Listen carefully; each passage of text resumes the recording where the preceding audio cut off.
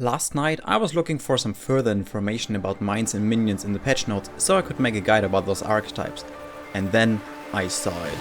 A super short line, extremely easy to miss. A change that I was hoping to see since I started playing Path of Exile.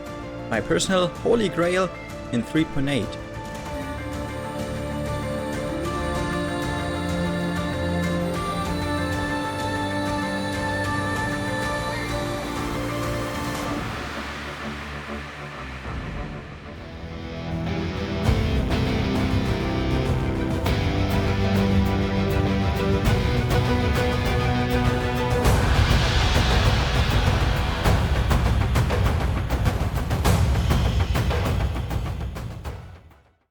Let's start with explaining what Wild Strike itself actually does before we talk about the change in the upcoming patch.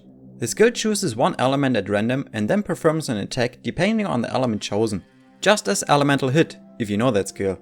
All physical damage of the skill will always be converted to the chosen element.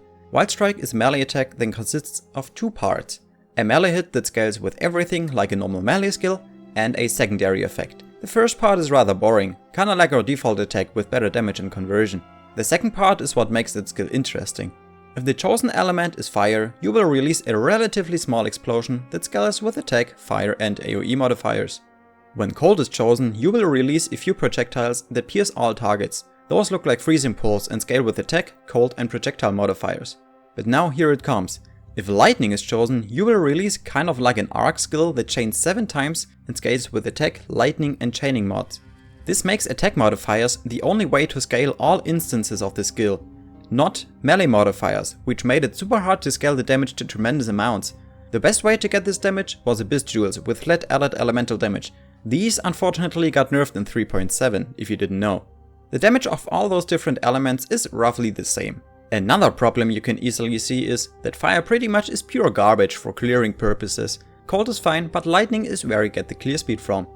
But there is no way to make Wild Strike choosing always lightning. At least there wasn't until now. Combat Focus now also applies to Wild Strike. What this jewel does is, it removes one element of which the skill chooses from, while reducing the damage of the same element.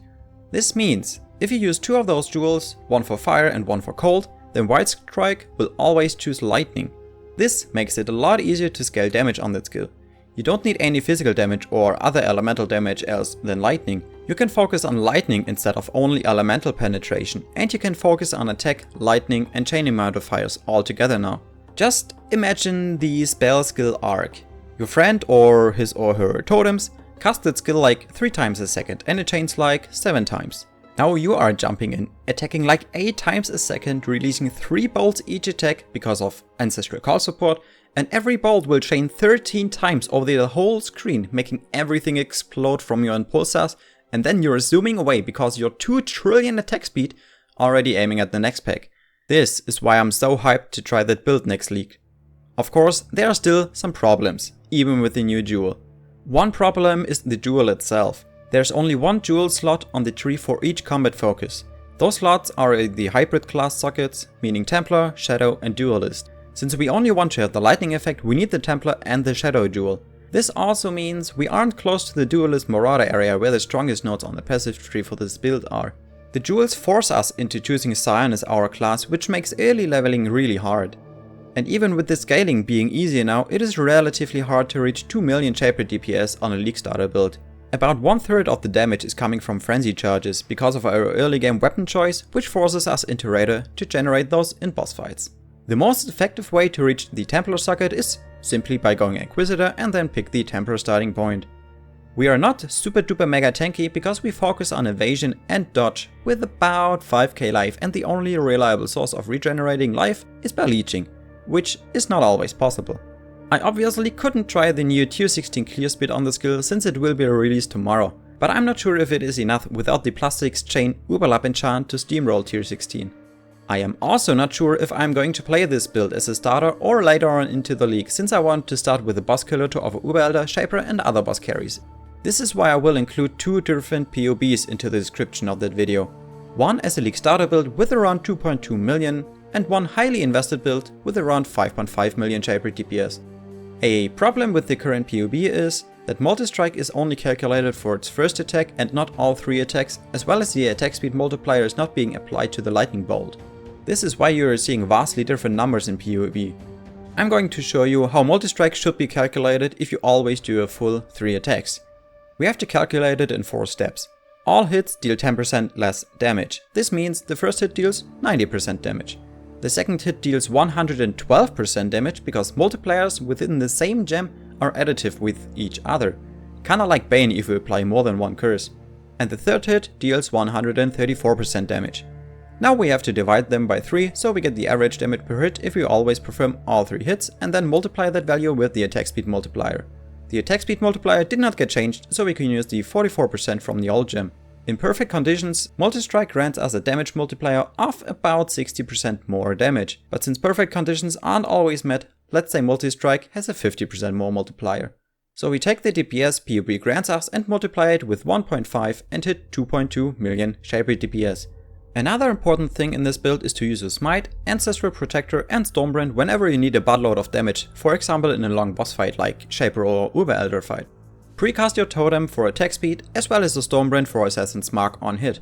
Smite grants a lot of added lightning damage and has a huge range, so you can use it while it's not safe to engage in close melee range yet. Once you gathered enough Vaal Souls, you can also cast your Vaal Haste on bosses or even in a map. When fighting a strong boss, swap out Rage for increased duration so you do not have to recast Smite that often. Within maps, we also use Ancestral Call instead of Rage support to literally triple our AoE in exchange for losing a bit damage. Winning both Leap Slam and Smite with Fortify and Rage. The Rage simply increases our mapping speed a little bit, although you probably never reach 50 stacks. I like to keep my customer damage taken and Immortal Call at level 9 and 11 respectively because of the nice round number on Immortal Call. You can, however, change these levels if you like. Just take care that your Golem and Immortal Call do not have a higher level requirement than your customer damage taken. Instead of Immortal Call, you can also go for Steel Skin. Link all your auras with an Enlighten and only level up your precision if you don't have any problems sustaining your small mana pool while fighting. Make sure to get at least 1 added cold damage or added cold damage to attacks roll anywhere to chill your enemies and get the damage bonus from Hypothermia in your main link. I got it crafted on a ring. Socket and Murderous Eye Jewel into your Doom Fist to always get the 10% increased damage taken debuff on your enemies.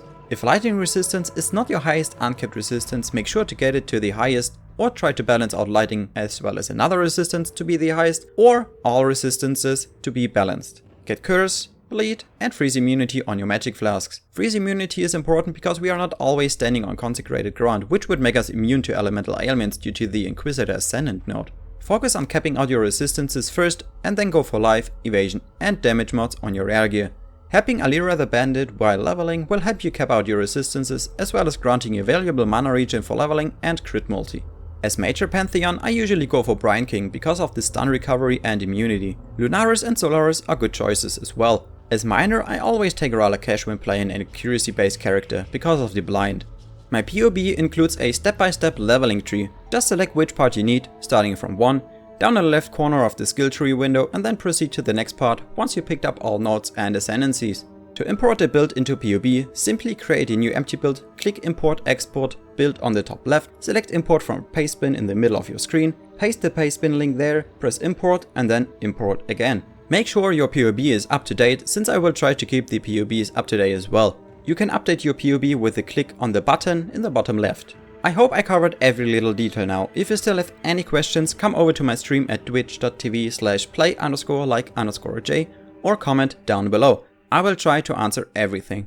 I hope you liked this video. If you do, then please smash that like button, subscribe to my YouTube and do not forget to tell your friends about that young, fresh and enthusiastic content creator. If you disliked this video, however, then please let me know what I could improve on or what you'd like to see changed. I wish you the most exciting Blight League start and a lot of loot. Come say hi on my Twitch. Thank you for watching, thank you for learning with me. I am Jay, and I'm out.